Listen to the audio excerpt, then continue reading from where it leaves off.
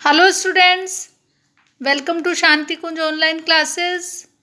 Students, in home science, we are studying chapter 5 Swasthya Raksha, in which we had studied till अच्छे स्वास्थ्य के लक्षण and today we will study स्वास्थ्य को प्रभावित करने वाले कारक। स्टूडेंट्स, जैसा कि इस चैप्टर में स्वास्थ्य रक्षा में हम पढ़ रहे हैं कि जो हमारा स्वास्थ्य है वो ईश्वर की बहुत बड़ी देन है। अच्छा स्वास्थ्य है ना। यदि मनुष्य का स्वास्थ्य अच्छा है, यदि मनुष्य शारीरिक और मानसिक दोनों रूप में स्वस्थ है तो वो क्या रहता है, वो खुश, प्रफुल्लित और प्रसन्नचित्त रहता है। अब बच्चों, अब हम पढ़ेंगे कि स्वास्थ्य को प्रभावित करने वाले कारक जो हैं वो कौन कौन से हैं। हमारे स्वास्थ्य को स्टूडेंट्स निम्न कारक हैं जो प्रभावित करते हैं। सबसे पहले हम पढ़ते हैं वातावरण के बारे में। वातावरण का बच्चों स्वास्थ्य के साथ बहुत गहरा संबंध है और मनुष्य का स्वास्थ्य उसके जो आंतरिक वातावरण और बाहरी वातावरण दोनों के ऊपर निर्भर करता है।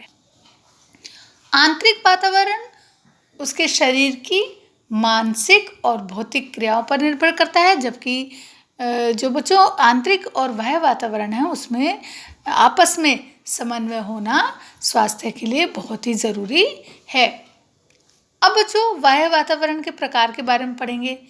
वो कौन कौन से हैं बाह्य वातावरण के प्रकार? भौतिक वातावरण, जैविक वातावरण और सामाजिक वातावरण। भौतिक वातावरण के तत्व जो हैं बच्चों वो स्वास्थ्य को बहुत प्रभावित करते हैं और जो भौतिक वातावरण के तत्व हैं वो कौन से होते हैं? जल, वायु, धूप, मौसम, कूड़ा कचरा फेंकने का तरीका, सफाई, मकानों की दशा, वस्त्र आदि। ठीक है।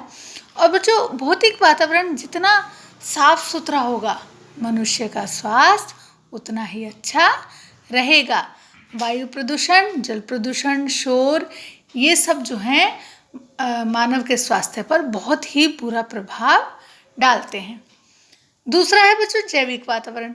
जैविक वातावरण में जीवित कीटाणु, जीवाणु और विषाणु, पेड़ पौधे, पशु पक्षी, कीड़े मकोड़े आदि होते हैं, जिनमें से कुछ जीवाणु, विषाणु, कीटाणु और जो कीड़े मकोड़े हैं वो बच्चों स्वास्थ्य के लिए बहुत ही हानिकारक होते हैं।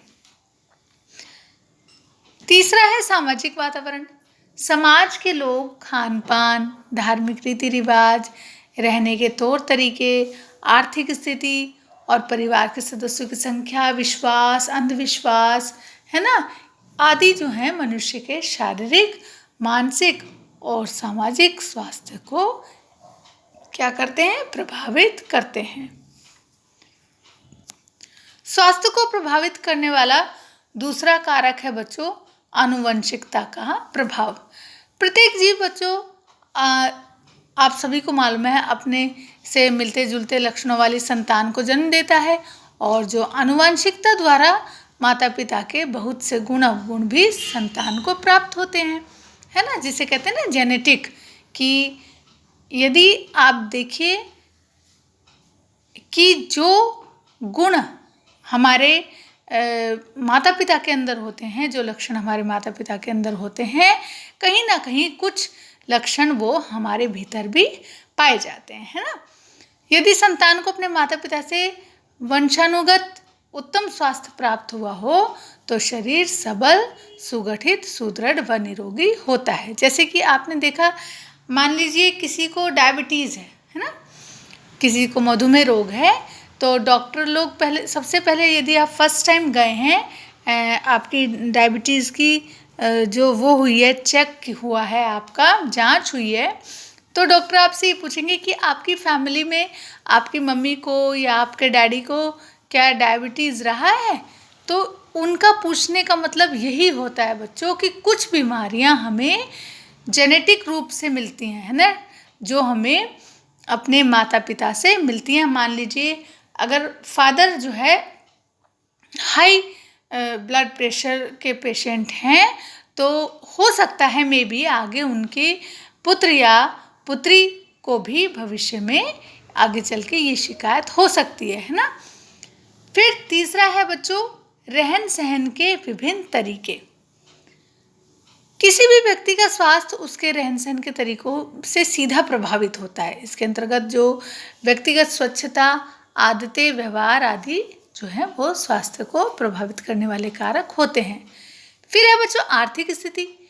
निम्न आर्थिक स्थिति से भी स्वास्थ्य पर बुरा प्रभाव पड़ता है, नकारात्मक प्रभाव पड़ता है, क्योंकि अगर बच्चे को वस्तुओं के अभाव में उचित पालन पोषण नहीं मिला तो उसका क्या होगा, स्वास्थ्य बिगड़ जाता है। और निम्न आर्थिक स्थिति में सामाजिक स्वास्थ्य पर भी हानिकारक प्रभाव पड़ता है, क्योंकि जो हमारी आने वाली जनरेशन है, यदि अच्छा खान पान पालन पोषण नहीं मिलेगा तो भावी नागरिक जो होंगे वो शारीरिक और मानसिक दोनों रूप से क्या होंगे, अस्वस्थ होंगे। फिफ्थ है बच्चों स्वास्थ्य सेवाएं। व्यक्ति का स्वास्थ्य भौतिक और सामाजिक वातावरण के साथ साथ स्वास्थ्य सेवाओं की उपलब्धि से भी प्रभावित होता है। पोषक तत्व, शरीर को स्वस्थ रहने के लिए क्या करना होता है, आवश्यक रूप से पौष्टिक और संतुलित आहार मिलना चाहिए। एक संतुलित आहार में आवश्यकता अनुसार बच्चों सभी पोषक तत्व उपलब्ध होते हैं और जो शरीर को स्वस्थ रखने में सहायता करते हैं। व्यायाम, वेरी इंपॉर्टेंट थिंग, सभी को डेली व्यायाम करना चाहिए, क्योंकि व्यायाम करने से बच्चों हमारा जो शरीर है वो हष्ट पुष्ट रहता है और जो हमारा शारीरिक अवयव हैं, हमारे शरीर की जितने भी अंग हैं वो सुचारू रूप से क्रियाशील रहते हैं और कार्यक्षमता भी बढ़ती है। व्यायाम करने से, एक्सरसाइज करने से कार्यक्षमता भी बढ़ती है और भोजन शीघ्र पच जाता है। स्टूडेंट्स, अब हम पढ़ेंगे व्यक्तिगत स्वास्थ्य देखरेख व रक्षा। बच्चों, मनुष्य को व्यक्तिगत रूप से स्वास्थ्य और स्वच्छता के नियमों का अपने जीवन में भलीभांति पालन करना चाहिए और अच्छे स्वास्थ्य के लिए व्यक्तिगत स्वच्छता और आसपास की स्वच्छता का भी ध्यान रखना चाहिए। और व्यक्तिगत स्वास्थ्य के कौन कौन से महत्वपूर्ण कारक हैं? सबसे पहले व्यक्तिगत स्वच्छता, दूसरा पर्यावरणीय स्वच्छता और तीसरा है अच्छी आदतें। सबसे पहले हम व्यक्तिगत स्वच्छता के बारे में पढ़ेंगे। व्यक्तिगत स्वच्छता के अंतर्गत बच्चों क्या आता है? सबसे पहले पढ़ेंगे शारीरिक स्वच्छता, है ना। शारीरिक स्वच्छता से क्या बनी रहती है? स्फूर्ति बनी रहती है, प्रफुल्लता बनी रहती है ना। हर काम हम खुशी खुशी करते हैं, इसलिए नियम पूर्वक हमको अपनी शारीरिक स्वच्छता का ध्यान रखना चाहिए। रोजाना सुबह उठकर शौच और स्नान आदि क्रियाओं से निपटकर क्या करना चाहिए? साफ कपड़े पहनने चाहिए और अपने त्वचा, दांत, आँख, कान और नाखूनों की सफाई भी करनी चाहिए। त्वचा की स्वच्छता बच्चों, त्वचा जो है आप सभी को पता है, त्वचा पे हमारे छोटे छोटे रोम छिद्र होते हैं और उन रोम छिद्रों से जो हमारे शरीर के अंदर की गंदगी है वो पसीने के रूप से बाहर निकलती है ना। इसलिए क्या है कि यदि और उनमें से ही तेलीय ग्रंथि से तेल उत्पन्न होता है जो त्वचा को चिकना और चमकीला बनाता है।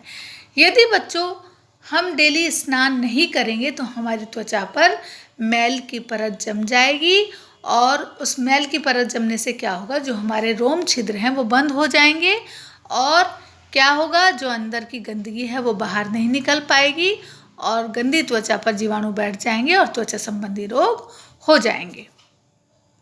इसलिए बच्चों सभी को नियमित रूप से साफ जल से स्नान करना चाहिए। गर्मी में ठंडे पानी से नहाओ और सर्दियों में गुनगुने पानी से नहाना चाहिए, है ना। और अब है बच्चों बालों की स्वच्छता।